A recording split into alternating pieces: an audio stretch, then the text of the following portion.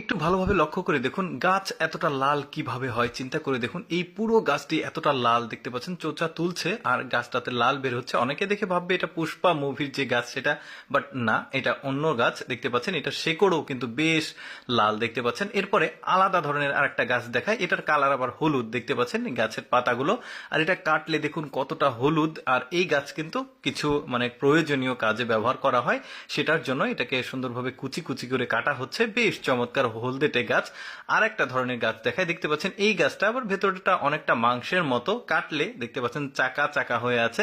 গাছের উপরের যে ছাল সেটা কিন্তু সাধারণ গাছের মতো, বাট ভেতরের অংশটা একদমই আলাদা দেখতে পাচ্ছেন, একদমই মাংসের মতো, মনে হচ্ছে যে মাংস কাটছে, এইরকম এক্সেপশনাল গাছ।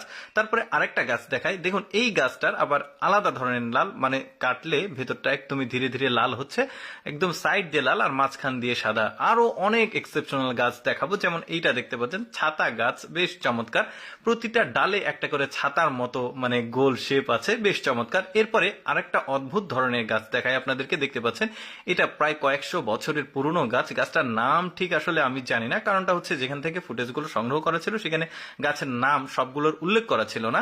তো এরপরে যেটা দেখাবো, এই গাছটা হচ্ছে রংধনু গাছ। দেখতে পাচ্ছেন এই গাছের স্পেশালিটি হচ্ছে পুরো গাছটা বিভিন্ন কালার দিয়ে কম্বিনেশন করা, দেখতে পাচ্ছেন, যেটা সৃষ্টিকর্তা নিজেই আসলে এই গাছটাকে এইভাবে কালার করে দিয়েছে। বেশ চমৎকার কিন্তু, রংধনু গাছ এই গাছটার নাম। তারপরে আরেকটা গাছ দেখায়, এই গাছটাকে অনেকে এলিয়েন গাছ বলে ডাকে, বেশ চমৎকার।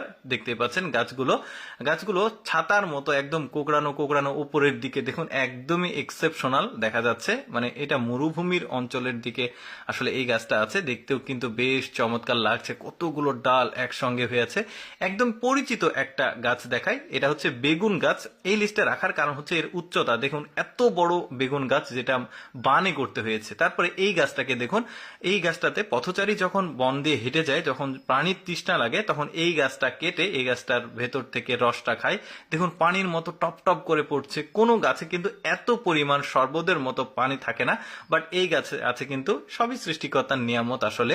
এই গাছটাকে আমি লিস্টে রেখেছি এই ফুল গাছটাতে, কারণ একটা গোলাপ ফুলের গাছে কয়েক রকমের গোলাপ ফুল ধরেছে, হলুদ, লাল, খয়েরি, গোলাপি, বিভিন্ন ধরনের। যদিও কলম সম্ভবত করা আছে বা অন্য কিছু হতে পারে। এই গাছটাকে দেখুন অনেকটা চেয়ার বা খাটের মতো করে শেপ করা হয়েছে। গাছটাকে ছোটবেলা থেকে এইভাবে আসলে একটু চাপ দিয়ে তৈরি করেছে, লিস্টে রাখার কারণে এইটাই।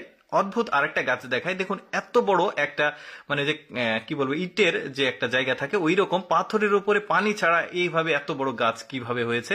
কলা গাছ দেখুন, একদমই এক্সেপশনাল কলা গাছ। এরকম কলা গাছ আগে আপনারা কখনো দেখেছেন কিনা, যদিও আমি কলাটা দেখাতে পারলাম না, বাট এক্সেপশনাল গাছটা। তারপরে